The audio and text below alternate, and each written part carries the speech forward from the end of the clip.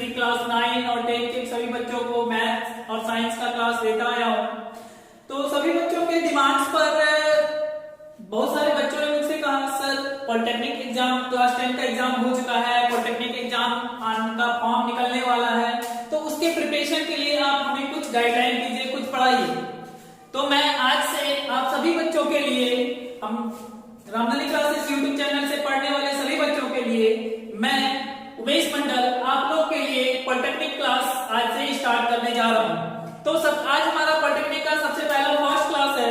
तो हम लोग आज सबसे पहले इंट्रोडक्शन, जनरली हम लोग जानेंगे कि पॉलिटेक्निक क्लास में होता क्या है, कितने कॉलेजेस हैं झारखंड में, कितने ब्रांचेस हैं, उन सभी के बारे में हम लोग ओनली थोड़ा छोटा सा इंट्रोडक्शन करेंगे। तो देखिए हम लोग जो पॉलिटेक्निक का, आप लोग जो पॉलिटेक्निक क्लास कीजिएगा, पॉलिटेक्निक का एग्जाम एंट्रेंस एग्जाम दीजिएगा, उसमें एंट्रेंस एग्जाम पास करने के बाद जब आप कॉलेज आएंगे तो गवर्नमेंट कॉलेज कितने हैं वो देखिए।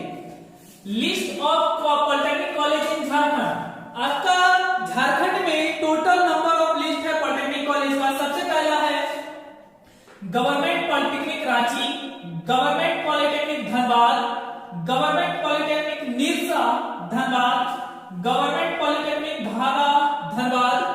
आपका रांची में एक कॉलेज है, धनबाद में आपका 3 कॉलेज है पॉलिटेक्निक का, जिसमें आपका एक गवर्नमेंट पॉलिटेक्निक धनबाद है, गवर्नमेंट पॉलिटेक्निक निरसा धनबाद है, गवर्नमेंट पॉलिटेक्निक धनबाद बाधा धनबाद है।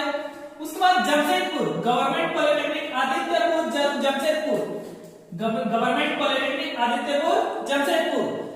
जमशेदपुर में ही आपका एक और कॉलेज है जो ओनली गर्ल्स के लिए है, ये देखिए गवर्नमेंट वुमेन्स पॉलिटेक्निक जमशेदपुर, ये आपका गर्ल्स के लिए है जमशेदपुर में। जमशेदपुर में 2 कॉलेजेस हैं, एक बॉयज के लिए एक गर्ल्स के लिए। ये स्पेशली गर्ल्स के लिए है, जिसमें सिर्फ लड़कियां ही पढ़ सकती हैं, उसमें लड़के नहीं पढ़ सकते हैं। उसके बाद government polytechnic college Khutti Bokaro, government polytechnic Dumka, government polytechnic Latehar, government polytechnic Koderma, government polytechnic Sahibganj, government polytechnic Jagannathpur, government polytechnic Simdega, government polytechnic Kharsawan. उसके बाद ये सभी तो कॉलेजेस आ गए। अब बहुत सारे बच्चों के पेरेंट्स, गर्ल्स खास करके जनरली गर्ल्स के पेरेंट्स सोचते हैं कि कोई स्पेशल कॉलेज होता है गर्ल्स के लिए, हमारे बच्चियों के लिए। तो ये देखिए आपका है गवर्नमेंट वुमेन पॉलिटेक्निक रांची, आपका रांची में एक कॉलेज है वुमेन्स के लिए, जमशेदपुर में एक कॉलेज है, फिर से आपका बोकारो बालीडी में आपका एक कॉलेज है, बोकारो बालीडी में। उसके बाद गवर्नमेंट पॉलिटेक्निक दुमका। आपका ये 4 जगह जो है, आपका 4 कॉलेज है ओनली गर्ल्स के लिए। बाकी सभी कॉलेजेस में गर्ल्स भी पढ़ सकती हैं और बॉयज भी पढ़ सकते हैं, बट इन 4 कॉलेजेस में सिर्फ गर्ल्स ही पढ़ सकती हैं, उसमें एक भी बॉयज नहीं पढ़ सकते हैं। कॉलेज के अंदर में ही हॉस्टल की भी सुविधा है। यहाँ पे देखिए सबसे पहला government women's polytechnic Ranchi, government women's polytechnic Jamshedpur, government women's polytechnic Balidih Bokaro, government women's polytechnic Dumka. ये सभी 4 कॉलेजेस हैं ओनली गर्ल्स के, बाकी सारा कॉलेज बॉयज और गर्ल्स दोनों के लिए है। तो ये इस चीज का ध्यान रखना है। तो हम लोग जान रहे हैं कि जब आप कॉलेज के बारे में जान गए कि कितने गवर्नमेंट कॉलेज हैं और कितने ओनली फॉर गर्ल्स के लिए गवर्नमेंट कॉलेज हैं, उसके बाद जब आप कॉलेज में एडमिशन लीजिएगा तब आप लोग को माइंड में आया कि हम लोग कॉलेज में एडमिशन लेंगे जो हम लोग के लिए पूरी तरह से न्यू चीज है, और हम लोग क्या पढ़ेंगे वहां जाकर, क्या नहीं पढ़ेंगे, ये भी आपके मन में बहुत बड़ा डाउट होगा।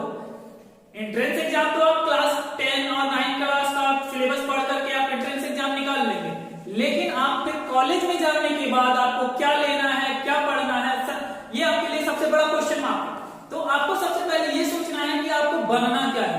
तो मैं पॉलिटेक्निक के पढ़ाई में, स्टडी में मैं आपको कुछ ब्रांचेस के नाम बताता हूं जो इंपॉर्टेंट होते हैं, जो जनरली सभी बच्चे लेते हैं। सबसे इंपॉर्टेंट, सबसे पहला है मैकेनिकल इंजीनियरिंग। सबसे पहला है मैकेनिकल इंजीनियरिंग। मैकेनिकल इंजीनियरिंग में जो रेलवे वगैरह में मशीन्स, बड़े बड़े मशीन्स में काम करते हैं वो होते हैं mechanical engineers. Electrical engineer, electrical engineers मतलब इलेक्ट्रॉनिक्स, इलेक्ट्रिसिटी से का जो इंजीनियरिंग करते हैं वो इलेक्ट्रिकल इंजीनियरिंग कहलाते हैं। सिविल इंजीनियर जो मतलब बिल्डिंग्स वगैरह बनाते हैं वो सिविल इंजीनियर्स कहलाते हैं। उसके बाद माइनिंग इंजीनियरिंग, माइनिंग का मतलब ही हो गया खदान, जो हमारे पुरातत्व विभाग से जो जमीन के अंदर से माइनिंग होता है उसके बारे में जो स्टडी होता है उसको बोलते हैं माइनिंग इंजीनियरिंग। मेटालर्जिकल इंजीनियरिंग जो जनरली हम लोग केमिकल हो गया, केमिकल से रिलेटेड जो भी हमें स्टडी करना है वो हम लोग मेटालर्जिकल इंजीनियरिंग में करते हैं। Electronic and communication engineering, electronic and communication में छोटे छोटे गैजेट्स बनाना, छोटे छोटे इक्विपमेंट्स बनाना, वो हो गया इलेक्ट्रिकल एंड इलेक्ट्रॉनिक्स इंजीनियरिंग, छोटे छोटे सर्किट बनाना, डायग्राम बनाना, वो सब हो गया इसमें। आपका computer science and engineering, computer science जो सॉफ्टवेयर इंजीनियर हो गया, जैसे कोई भी एप्स बनाना हो, सॉफ्टवेयर बनाना हो, वो सब आता है आपका कंप्यूटर साइंस में। ऑटोमोबाइल इंजीनियरिंग में जैसे हम लोग गाड़ी बनाना सीखते हैं, व्हीकल्स बनाना, जितने भी आजकल के प्रोडक्शन है जैसे टाटा मोटर्स, महिंद्रा, ये सभी कंपनियां जो गाड़ियां बनाती हैं वो सभी ऑटोमोबाइल इंजीनियरिंग के थ्रू बनता है। तो ये सभी इंपॉर्टेंट ब्रांच होते हैं, ध्यान रखना है। तो ये चीज हमें ध्यान रखना है। तो ऑटोमोबाइल इंजीनियरिंग तो जनरली हम लोग जान रहे हैं कि आपको मैंने ये सारा ब्रांच बता दिया। आप अपने मन में पहले से सोच कर रखिए कि हमें जब हम एंट्रेंस एग्जाम निकाल लेंगे तो हमें कौन सा ब्रांच लेना है। बट एंट्रेंस एग्जाम निकालने के लिए भी आप जब मार्क्स लाओगे तो आपका जो पूरा कॉलेज है 70 कॉलेज है उसमें टोटल सीट्स हर एक ब्रांच को मिलाकर के अप्रॉक्स 3000 सीट है। अप्रॉक्स 3000 सीट है, मतलब 3000 सीट है। और इन 3000 सीट को पाने के लिए पूरे झारखंड में से लगभग 5 लाख बच्चे से ज्यादा फॉर्म फिलअप करते हैं। तो सोचिए कि आपका क्या प्रिपरेशन है कि आप इन 5 लाख बच्चों में से एक सीट, आप इस 3000 सीट में से एक सीट आपको लेना है। तो जो आपका ये 3000 सीट है, तो इन सीट्स का भी कुछ क्राइटेरिया बटा हुआ है। तो जिसमें आपका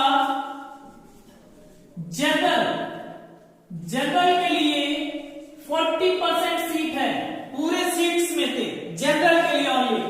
उसके बाद आपका रिजर्वेशन कोटा में आपका 60% सीट है। रिजर्वेशन कोटा में 60% सीट है। तो आप सोचेंगे कि रिजर्वेशन कोटा में कौन कौन आता है। रिजर्वेशन कोटा में आते हैं एसटी समुदाय के लोग, एससी समुदाय के लोग। एसटी वाले बच्चों के लिए 10% सीट रिजर्व है। इनका ये 10% सीट कोई नहीं ले सकता है। उसके बाद एससी कैंडिडेट के बच्चों का है 26%। एससी कैंडिडेट बच्चों का है 26%। उसके बाद ओबीसी 1, हम लोग जनरली जानते हैं कि ओबीसी कैटेगरी को 2 पार्ट में डिवाइड किया गया है। ओबीसी कैटेगरी को 2 पार्ट में डिवाइड किया गया है। पहला है क्रीमिलियर, दूसरा नॉन क्रीमिलियर और नॉन क्रीमिलियर। तो ओबीसी का पार्ट 1 को बांटा गया है 8%। ओबीसी का पार्ट 1 को दिया गया है 8% और ओबीसी का सेकंड पार्ट को दिया गया है 6%। उसके बाद जो आपका इकोनॉमिकल बैकवर्ड ईडब्ल्यूएस या फिर समझ लीजिए फिजिकली हैंडीकैप जो है उनको दिया गया है 10%। ये आपका टोटल सीट ऑफ क्राइटेरिया है। इन दोनों को मिला के 100% होता है। और ये हो गया एसटी का 10%, एससी का 26%, ओबीसी का 8%, ओबीसी 2 का 6% और फिजिकली हैंडीकैप और ईडब्ल्यूएस सिस्टम का तो 10%।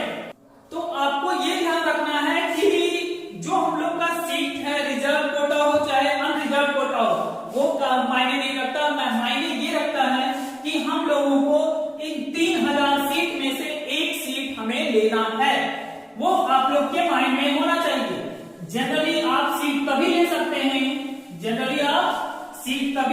हैं जब आपके खुद के मन में आपकी इच्छा एकदम मजबूत होगी।